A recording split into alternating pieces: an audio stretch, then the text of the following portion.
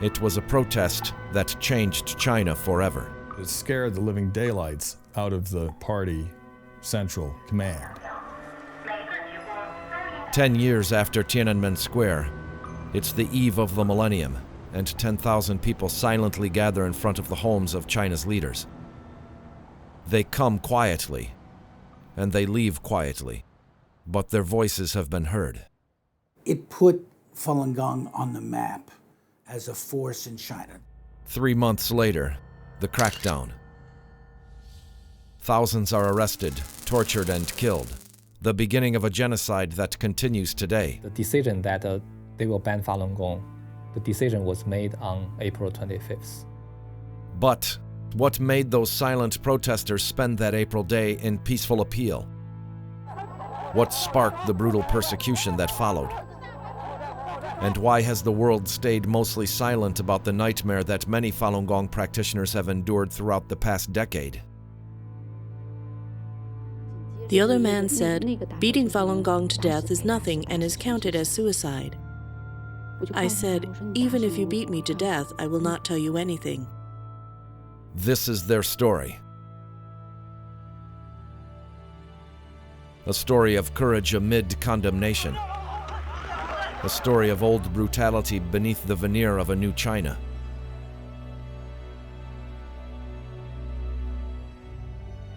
The story of Falun Gong.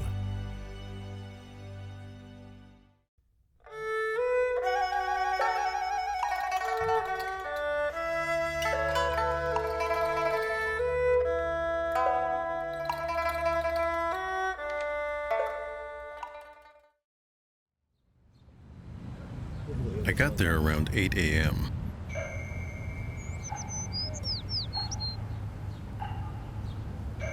Shi Dong now lives in New York and can be seen practicing Falun Gong on weekends at Manhattan's Madison Square Park.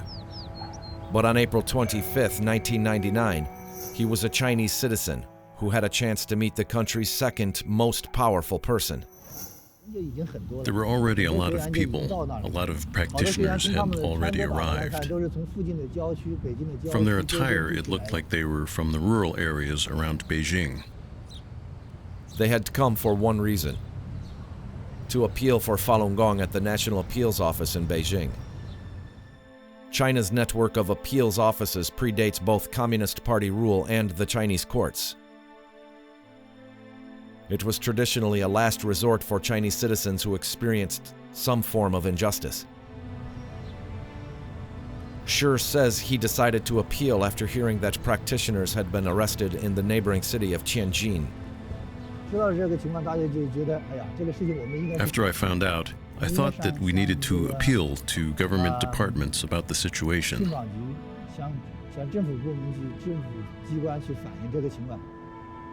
In Tianjin, practitioners had been protesting negative press coverage in the local media.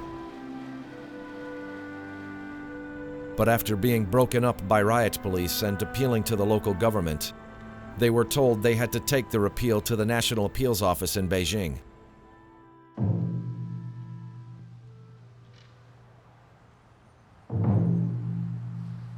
But taking the appeal to Beijing raised the stakes.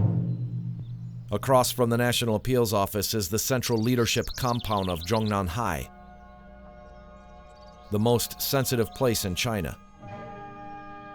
Surrounded by walls and armed guards, it houses the homes and offices of China's leaders. And as thousands of practitioners came looking for the appeals office, police directed them to spread out around the compound perimeter.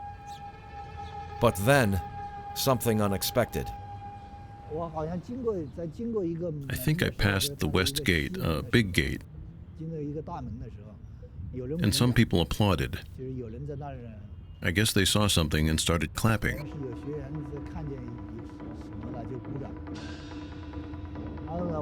I had already passed the gate, so I turned around to see why they were applauding, and some people said that Zhu Rongji came out.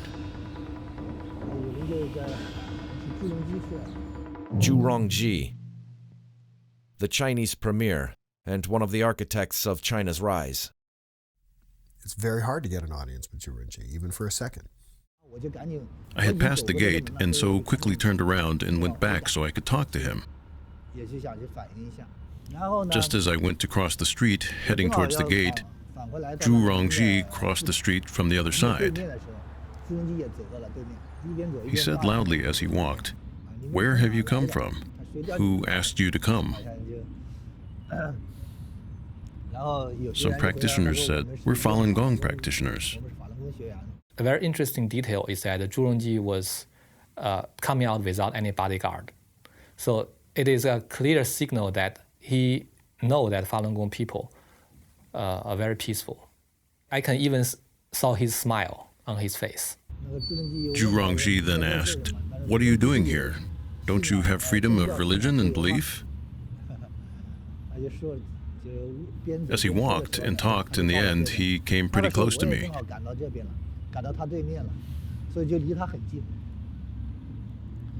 He said, "If you have any problems, find representatives and I'll talk with them."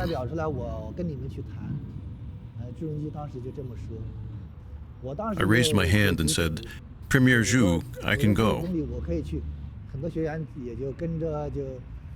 Many other practitioners also wanted to go in. So Zhu's assistant picked 3 people to return to Zhongnanhai.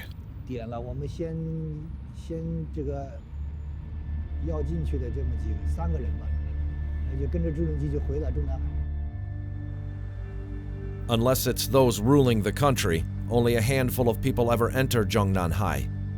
Access is limited to China's political elite and the occasional foreign dignitary.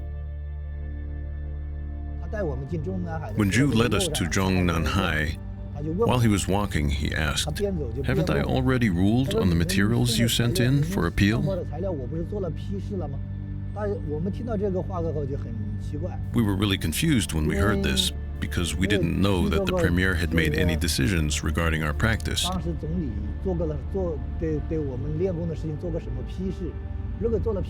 And we thought that if there had been a decision, that we would know about it.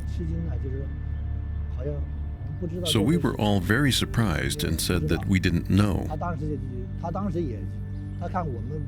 Zhu also thought it was strange when he saw that we didn't know, and he was pretty confused. He then said that he would ask the Commissioner of the National Appeals Office and the State Council Secretary General to talk to us. Very soon after, these officials Zhu Rongji went to look for arrived. We talked about the situation. The Tianjin police arrested Falun Gong practitioners, and that we hoped they would be released quickly.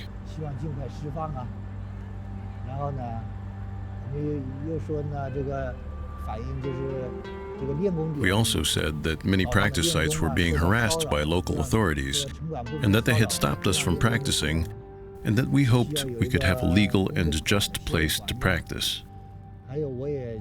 And I said that we hoped that Zhuan Falun could be legally published. These were the 3 main requests we had. They had made their appeal, but Zhu Rongji wasn't the only one who witnessed it. Zhu Rongji came out, if I remember correctly, that was like 10 a.m.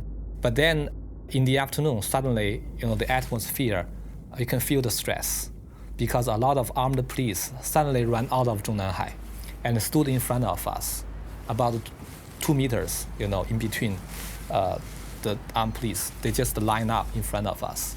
They look very serious. And then I had a feeling that Jiang Zemin was going to come out. Jiang Zemin, the president and general secretary of the Chinese Communist Party. The only person more powerful than Zhu Rongji, and the only one who could disagree with him. I saw 2 vehicles came out of Zhongnanhai. The speed was very high. George asked that we not give his Chinese name to protect his family in China. The windows were tinted. You can't see inside, but the passenger can see out. The police then added another line of guards, from 1 to 2 lines of police. I saw that the situation was very tense, but we didn't feel at all scared. Why? Because we felt that we were right and just. I thought I hadn't done anything wrong. And then they just drive away. It didn't come back. And then people say Jiang Zemin was in the car. When Jiang Zemin saw so many people gathering outside, he freaked out. Later that day, Jiang circulated this letter, now published in his selected works, to the members of the Chinese Communist Party Central Committee. A new message. Today's event is worthy of our deep contemplation. Could it be that the Marxist ideals held by all Communist Party members and our belief in materialism and atheism can't triumph over the system of things propagated by the Falun Gong? If that were the case, wouldn't this be a big joke? All leading cadres in all levels, especially those in high levels, should be awake and clear-minded now.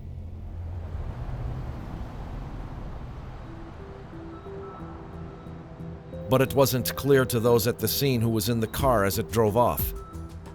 Nothing else seemed to happen. Night fell and the quiet protest dispersed. I think between 8 and 9 p.m. that evening, there was news that the Tianjin Falun Gong practitioners were released. It seemed like the appeal had been successful. And for almost 3 months, practitioners all over China thought that they had won themselves the right to believe. People thought that the Chinese government had handled it so well.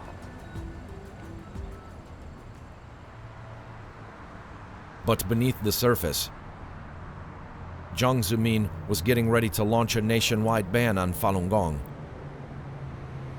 A ban that would cost the country huge amounts of money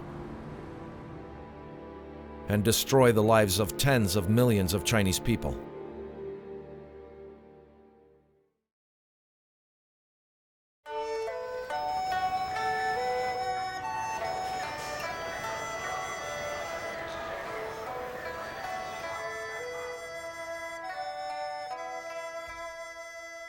China is not a country where protests are taken lightly, a lesson that was brought home by 1989's Tiananmen Square massacre.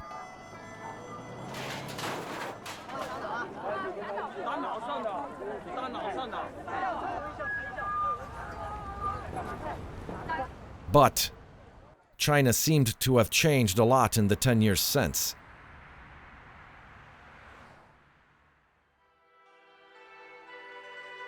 In 1989, almost no one had heard of Falun Gong. 10 years later, the government estimated that there were anywhere from 70 to 100 million people practicing it. Each morning, tens of millions of people woke up in the dark early hours to get to practice sites by 4 a.m. so that they could finish their exercises before work. My exercise site was a square in front of my school. Every morning there were 300 to 400 people doing the group exercises.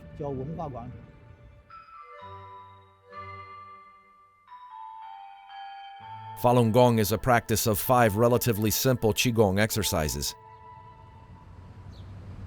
Qigong practices generally subscribe to philosophies similar to those of traditional Chinese medicine and martial arts. But Falun Gong differentiated itself from other Qigong schools by emphasizing the moral principles of truth, compassion, and tolerance. I thought it was interesting and that their movements were very graceful, so I walked up to have a closer look. I saw a sign next to them explaining Falun Gong. After I read it, a person next to me began explaining what it was. It was a time when such scenes were occurring all over China. The Cultural Revolution that began in the 60s had seen chaos, bloodshed, and the loss of countless cultural traditions. The openness and reform policies of the 80s opened China to foreign investment and trade.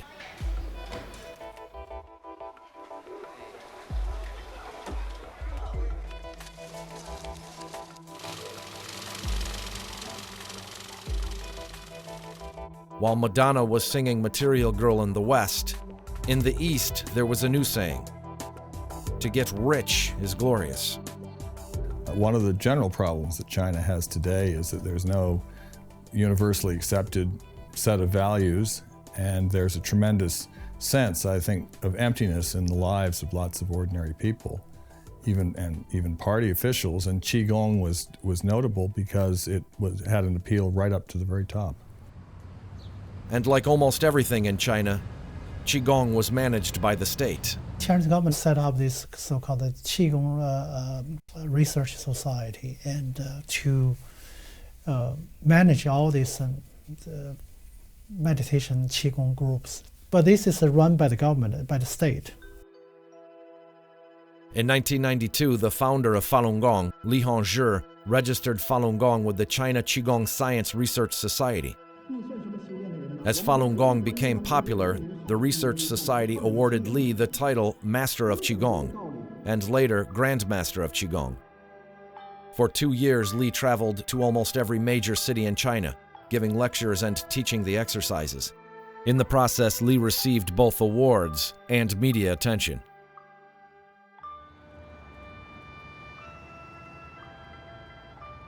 Meanwhile, however, tensions were building between Falun Gong and the Research Society. Finally, in early '96, Falun Gong broke from the Research Society altogether. In Singapore in 1998, Li spoke to practitioners about the decision. Falun Gong used to be a branch of the China Qigong Science Research Society. We discovered, however, that the Qigong Science Research Society didn't conduct any scientific research, nor did it study Qigong practices or try to understand Qigong itself. It was only making money. It used Qigong practices to make money. So in March of 1996, we withdrew from it. They attacked us after our withdrawal, but we paid no attention to their attacks and ignored them. But leaving the society left Falun Gong at odds with the state. Because in China, it's still a very tightly run society. It's a one-party system. And without the state support, it's very difficult to survive.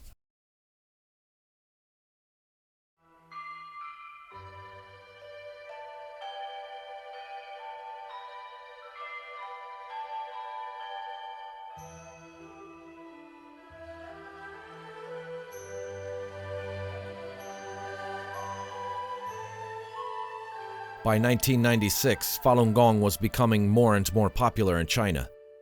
But popularity brought with it some unwanted attention. The first day when Falun Gong appeared, when it was not in this scale of practicing, the government was kind of happy. But when Falun Gong spread very fast, the government became alerted. They know that people are hungry and they need something. And they will go with whatever it is that's useful until it threatens to become uncontrollable. Some of the first problems Falun Gong had were with the media. In 1996, a national newspaper, The Enlightenment Daily, published a criticism of Falun Gong's main text, Zhuan Falun. That's their way of doing it.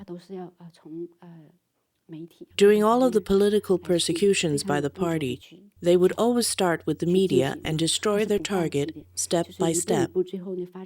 After that happened, a lot of people started to write letters to this daily newspaper. And some of the people also write to hire a government official. Faced with pressure, the paper buckled. It was a pattern that would be repeated many times. An article would be published, and practitioners would protest. Some would write letters, while others would show up in person. In almost every case, they would get an apology, a retraction, or both. Why have some government departments in the country continued to disparage Falun Gong from 1996 until now? There has been criticism from 1996 until now. It is inconceivable. Cultivators are from all levels of society, from the party, politics, and the military. Some have been educated by the party for several decades and have a deep feeling for the party.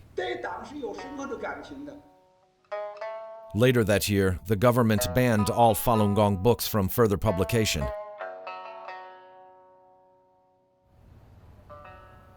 And the following year, in 1997, the Public Security Bureau began investigating Falun Gong practice sites. A plainclothes police officer would go to the practice site every morning. He would do a name call every morning so he would know who was there and who wasn't. Everyone knew who he was because we all lived in the same neighborhood and we knew what he did.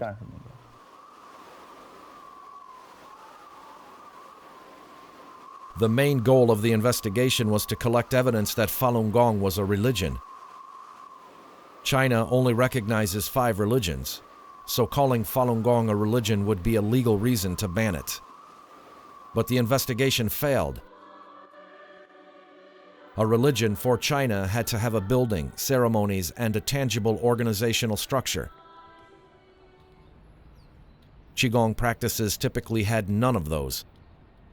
Falun Gong had a loose network of volunteers who taught the exercises in parks, but that's it. We called them assistants. They were volunteer coordinators at the practice sites. There was no so-called leadership. In 1998, the Public Security Bureau was again investigating Falun Gong, and practitioners around the country reported harassment and raids on their practice sites and homes. But the tipping point didn't come for another year. On April 11, 1999, a youth journal of the Tianjin College of Education published an article titled, "Why Young People Should Not Practice Qigong." But this time, when practitioners came to appeal, the Public Security Bureau told the paper not to back down. After we spoke to an official from the paper and explained the situation, the official acknowledged that they had made a mistake, that they hadn't understood the situation clearly and they could rectify it. But after one day of sleep, on the next day, he came out and said they actually hadn't done anything wrong. After 11 days of stalemate, the Public Security Bureau dispatched riot police and broke up the protest by force. Many people were beaten, and about 45 were arrested. As a response, practitioners appealed to the city and provincial governments, but they were told it was out of their hands, and they had to take their appeals to Beijing. News of the incident quickly spread around because Beijing was close to Tianjin, and Falun Gong practitioners nearby found out about this very quickly. In the morning, I went to the practice site. A fellow practitioner told me what happened in Tianjin.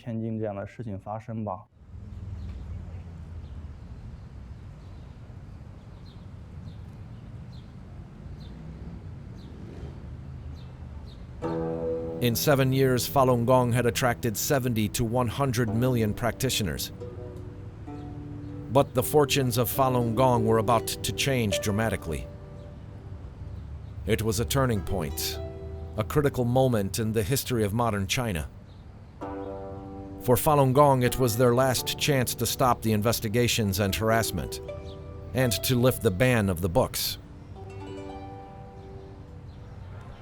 By the evening, some practitioners came out and said that everything had been explained. They said everyone should go home. The protest attracted a lot of attention, but it didn't put a dent in Falun Gong's popularity in China. It was very impressive to outsiders, and I think to other Chinese, because it showed that it was possible to organize something completely outside of the state sector. That it's now possible to have organizations that are completely autonomous. They don't depend on state subsidies. They don't depend on state tolerance. They just operate on their own, the way a normal private organization operates in most countries. That's something new for China. And later on, after April 25th, in fact, the Chinese press also publicly saying that there's no policy against Falun Gong, and people have the right for freedom of meditation and practice. But in reality, time was running out, and the persecution was getting closer and closer. But all these things changed on July 20th, 1999.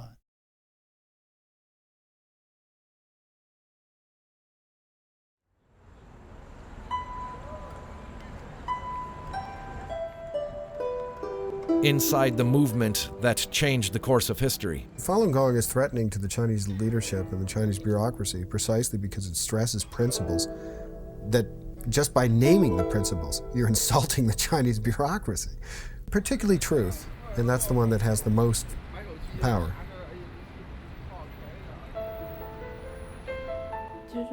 Throughout my life, I felt that everywhere I found myself was just not quite right for me. I had been seeking something,